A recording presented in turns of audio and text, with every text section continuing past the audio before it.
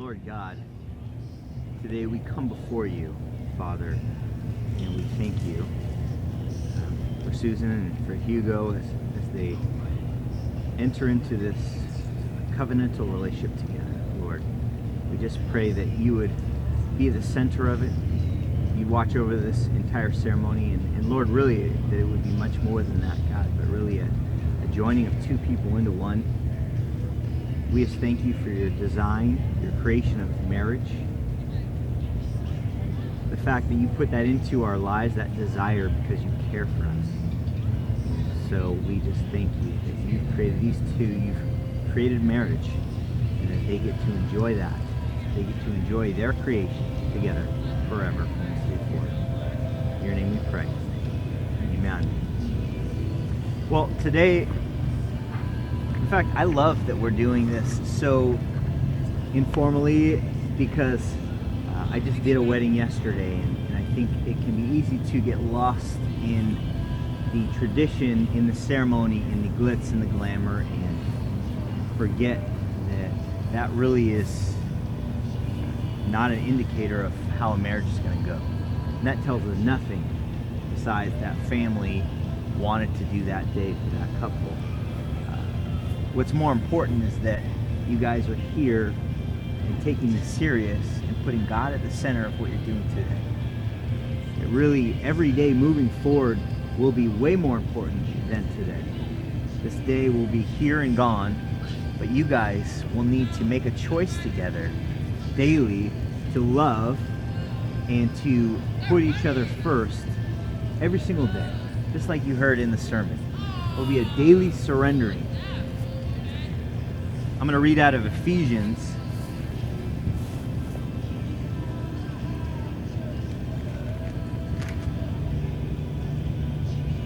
chapter 5. And we'll say, I love that our God gives us this piece of scripture.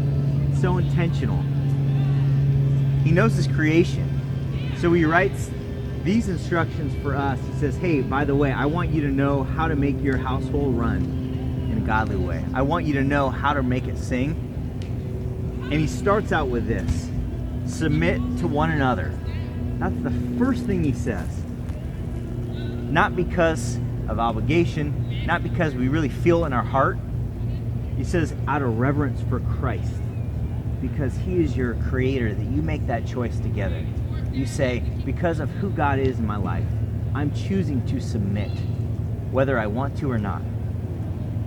And then he starts with wives. Wives, submit yourselves to your own husbands, as you do to the Lord. For the husband is the head of the wife, as Christ is the head of the church, his body, of which he is the Savior. Now as the church submits to Christ, so also wives should submit to their husbands in everything. Hugo, you're not off the hook. It says, husbands, love your wives, just as Christ loved the church and gave himself up for her, to make her holy, cleansing her by the washing with water through the word, and to present her to himself as a radiant church, without stain or wrinkle or any other blemish, but holy and blameless. In this way, husbands ought to love their wives as their own bodies. He who loves his wife loves himself.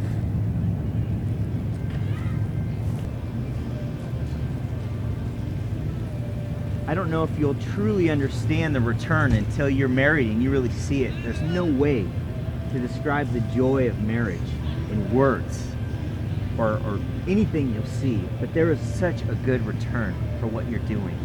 When you submit to each other, when you give yourselves to each other, it is the most awesome return, because that's the way God designed it. It's not fruitless, but there's such a return. If either of them falls down, one can help the other up. But pity anyone who falls and has no one to help them up. Also, if two lie down together, they will keep warm. But how can one keep warm alone? Though one may be overpowered, two can defend themselves.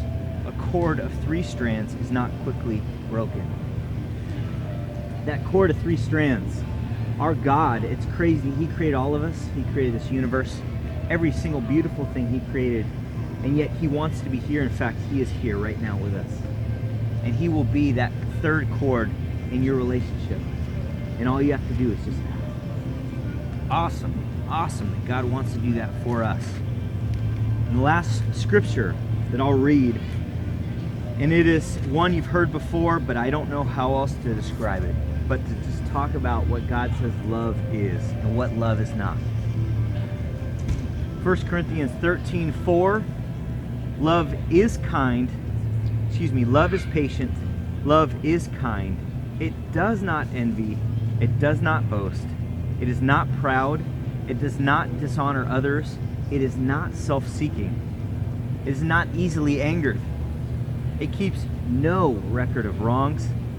Love does not delight in evil, but rejoices with the truth. It always protects, always trusts, always hopes, and always perseveres. In this world, many things will fail us, but love will never fail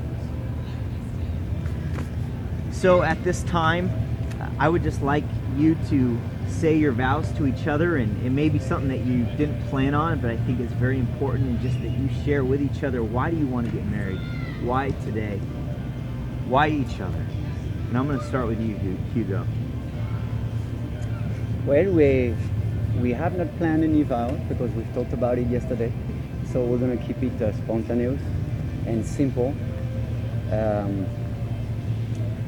I'm going to say, since I met you, I'm the richest person, and I thought I was very rich on my own before I met you, and I had no idea I could be that rich. And rich, let me precise, of course, I'm not talking about anything that can be described in words, but the richest gift,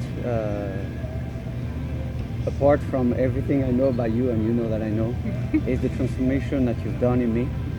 A transformation for growth, for me being a better man, and me putting you first, which I've never done that even with my own family before. And I'm being transformed, and I can feel the love, and I can feel the good, and I can feel the honesty, and I can feel the simplicity, and I can feel the reality into it. So I'm embracing this transformation in change, and I want to be the best for you and for God.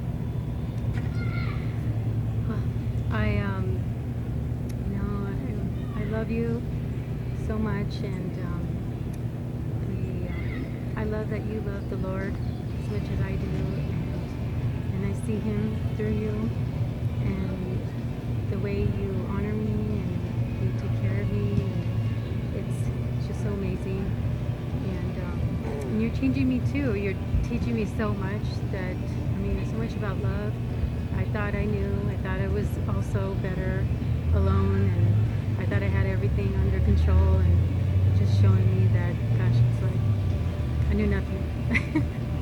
And I'm just really looking forward to spending the rest of my life with you, sharing my life with God, and just learning new stuff and growing all together.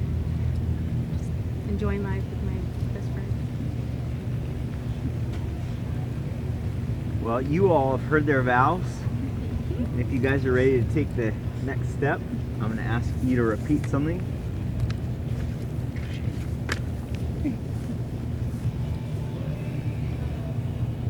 Do you, Hugo, take Susan to have and to hold from this day forward, for better or for worse, for richer or for poor, in sickness and in health, to love and to cherish from this day forward till death do you part?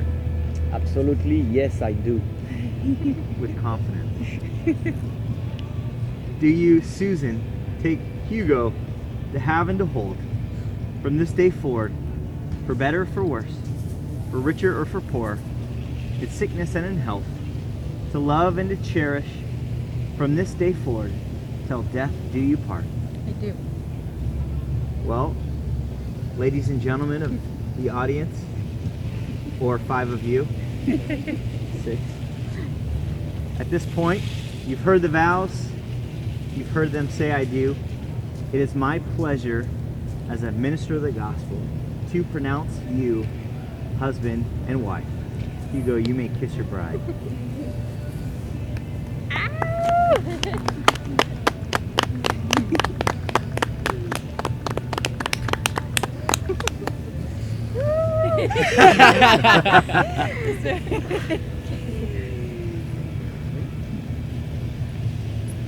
Oh, you have your rings there. Yeah, I didn't know.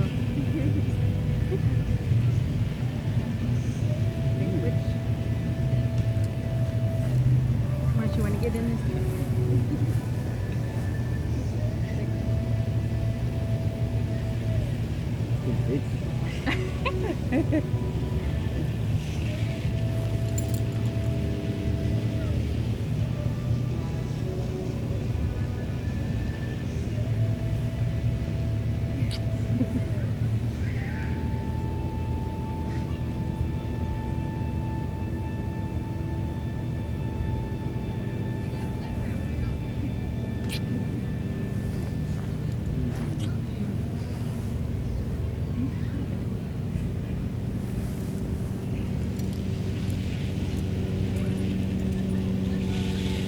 What a nice couple.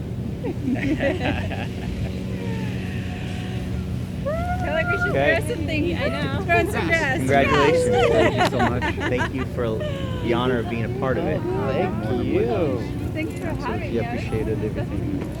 Thank you so much. Honored Exactly to what I be what here. I've been hoping for. Good. Good. So I will be on your path. I'll stay on it. Know that. I want to be. I want to hear how things go too. Yeah.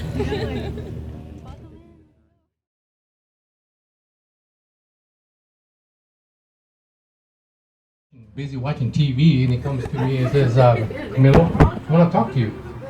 I said, oh, okay, well, sit down. And he comes to me and I don't know what he want to talk about, but then all of a sudden I get the hint that has something to do with him and Susie. And he's asking for her hand. And I said, oh, you know, it's already been so many years since my experience with Alice and Bruce, but now I'm a little bit more trained in how to hand over my daughter to another guy. And so he's asking for her hand, and I said, okay, well, this is what I'm looking for.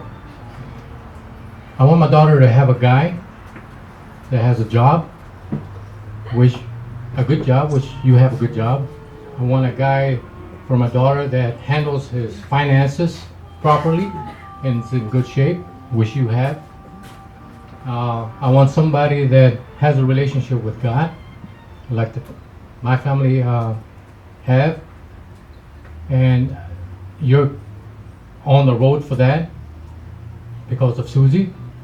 But the thing that was hanging me up was, you guys don't know each other that long. And you say, well, how much time do you think you need for us to be able to get to know each other and possibly get married? I said, 5 years. And then he goes, I choked. 1 year later, now they're getting married. What happened to the other 4 years? But I said to him, you guys don't have to come and ask. It's out of respect you came and asked me, but you guys are matured enough. You guys are in love with each other. I know you guys care for each other. That's all I want. Is for you to take care of my daughter, and you have that. Thank you.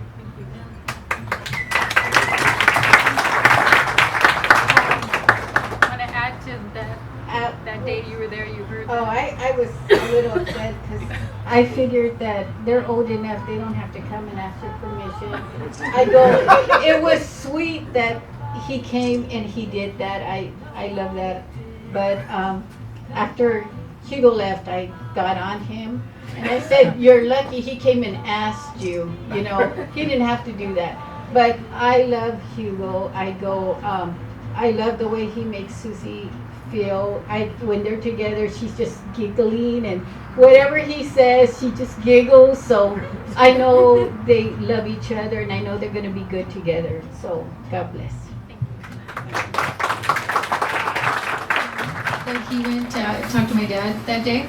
I just took off and went to work, and I guess they stayed there talking for a long time. But from what I remember, I think it was like 2 months later. I was like, "What did you go do? Talk to my dad? You know, I went to work. What happened?" And I think he said, "Well, you know, I was asking your dad if I could marry you." I'm like, "Oh, well, what are you saying?" He goes, "You told me to wait 5 years." And I go, "What would you say?" And I think he said, from what I remember, I mean, gosh, I don't remember, but I think he said, "Well, I can't wait that long." I'm telling my dad that, but I don't know really. It kind of seems like far along, but and then I was driving with my mom. I go, "So Hugo had asked Dad on that, you know, that day that I left," and she said, "Yeah." She goes, I just heard them talking and this and that," and he was like, "I'm trilingual and blah blah blah blah." You know, and then I go, "Oh my gosh!" And then Dad goes, "Nope, 5 years," and I can just see him going, "But Camilo, I'm trilingual," like he's totally selling himself, like you're your daughter. And so we kind of just make this joke every time. I'm trilingual, you know. So it's just a funny little joke. I thought I'd tell that story because I'm always laughing. 5 years, you guys. All you that are dating, 5 years. So, okay, so. That's what you like. Ready? Okay. Please join us to dance. Okay. Do I turn it off? No, it's okay. I'm going to slow these down again.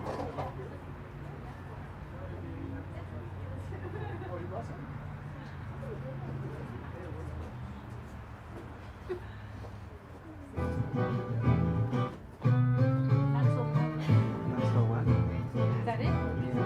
Slow down.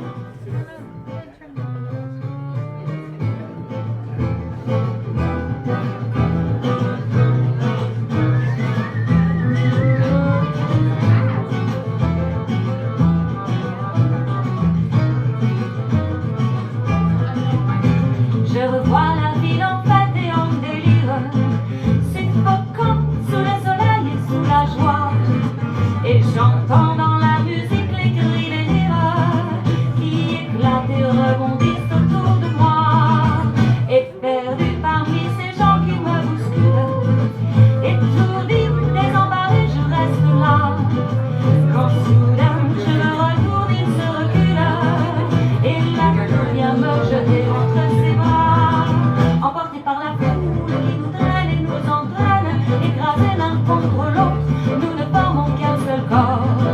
Et le feu sans effort nous enchaîne l'un à l'autre, et nous laisse tous deux épanouis, enivrés et heureux. Traînés par la foule qui s'élance et qui danse une folle par en folle, nos mains restent soudées. Et par